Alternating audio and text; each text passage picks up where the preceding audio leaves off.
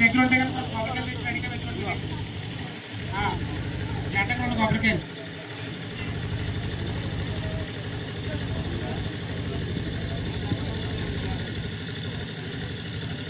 అమ్మా ఒకసారి నిశ్శబ్దంగా ఉండాలి. అమ్మా మాట్లాడకండి ఎవరో కూడా.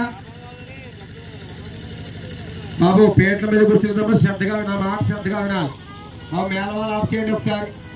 మేళవాళ్ళు ఆఫ్ చేయండి ఒకసారి.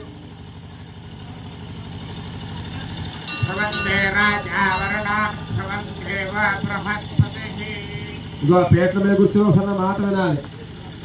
స్వామివారి విగ్రహాన్ని ఆ ప్రతిష్టా సమయంలో గట్టి మేళం అని చెప్తాం మైకిలో. మేము గంట వాయిస్తారు ఇక్కడ, అక్కడ గట్టి మేళం వాయిస్తారు. మీరు చక్కగా విగ్రహం తీసుకుని జై శ్రీరామ్ అనుకుంటూ అక్కడ మధ్యలో నిలబెట్టాలి జాగ్రత్తగా.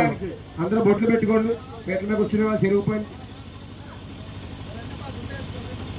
ఓం మధ సంహూర్తకాలే లగ్నాష్టకాన్ని చూర్ణికాంచ పఠేతో